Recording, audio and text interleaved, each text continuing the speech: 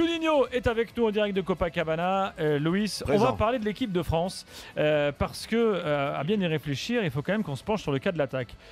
Benzema nous a déçus clairement face à l'Allemagne. L'Euro 2016 arrive. Est-ce que Benzema et Giroud, ça suffit pour l'Euro 2016 ? Est-ce qu'il ne faut pas un peu plus de concurrence ? Il faut qu'on fasse une petite photographie des forces en présence. Qu'est-ce que tu en penses, toi ? Moi, ce que j'en pense, c'est que quand on regarde un peu le parcours de l'équipe de France, il y a une certaine observation qui se fait, une certaine analyse. Quand on termine, on se fait éliminer par l'Allemagne. Quand tu regardes un peu le début de cette compétition où on voit un Karim Benzema être efficace, être bon face au Honduras, c'est bien cela, le Honduras, comme dirait mon cher Gilbert, qui aime bien on le prononce de cette façon. Ensuite, la Suisse, où on en a mis 5, où il a été encore efficace.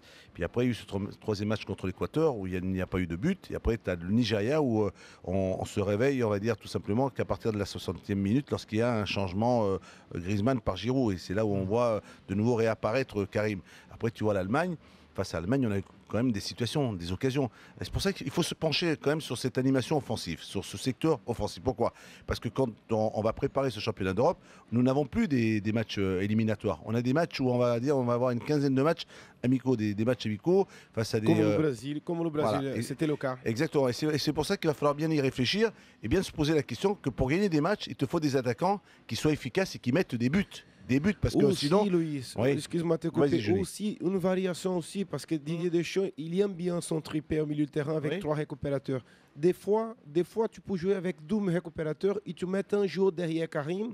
Là, ça va faciliter aussi. Donc, jouer tous les matchs contre n'importe quelle équipe sous 4-3-3, même si Matuidi il était performant, Kaba et Pogba, ils ont été très très forts. Moi, j'ai trouvé que la France elle a fait une très bonne compétition, mais pour faciliter des fois à les attaquants, tu peux mettre un joueur derrière Karim, un côté droite, un autre côté gauche et 2 récupérateurs. Donc là aussi, parce que des fois, c'est vrai que quand il est un peu isolé, il a la tendance de reculer pour commencer aussi les actions.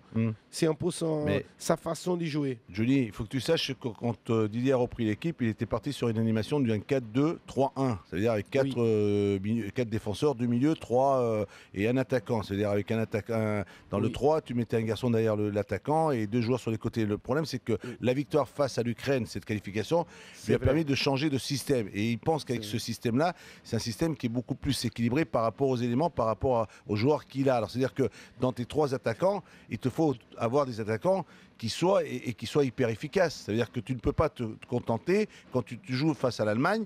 Alors peut-être certes en premier mi-temps on a été un peu, mais on a eu des situations, on a eu des occasions, tu comprends, je veux te dire Johnny. Et c'est là où Karim n'a pas peut-être suffisamment pesé. C'est-à-dire que à Karim, tu vois, on l'aime, moi j'aime bien. C'est un vrai attaquant qui a quand même réussi une belle saison avec le Real, qui est arrivé en équipe de France, qui a quand même aussi. Mais et toi, nous on va préparer un championnat d'Europe qu'avec des matchs amicaux, tu vois, Johnny. Alors attends. Faisons une petite photographie et on va se poser la question de savoir si Benzema est l'homme de la situation. Alors déjà Benzema, en fonction de ce qui va se passer cet été, il pourrait se retrouver avec Falcao dans les pieds on ne sait pas ce qui peut se passer du côté du Real. Ça c'est déjà une chose. On a Giroud. Dans 2 ans Giroud sera encore... Qui alterne le bon et le moins bon. Sera encore là. Parmi les jeunes, il y a Martial de Monaco. On peut citer qui ? On peut citer Yaya Sanogo, peut-être, qui joue pas beaucoup. Le petit Thauvin qui peut, on ne sait pas ce qui peut se passer. Ouais, enfin, Thauvin, il n'est pas avant-centre non plus. C'est comme le Brésil. Tu le vois avec le Brésil. Le Brésil, à part si tu n'as pas Neymar, tu n'as rien d'autre. Et nous, on ne peut compter que, on peut pas se dire, on va compter que sur Karim Benzema. Mais Karim Benzema sur le match face à l'Allemagne, c'est là où il ne réussit pas, où il n'arrive pas, sur les 4-5 situations, à marquer. C'est pour ça qu'il faut toujours se poser des questions.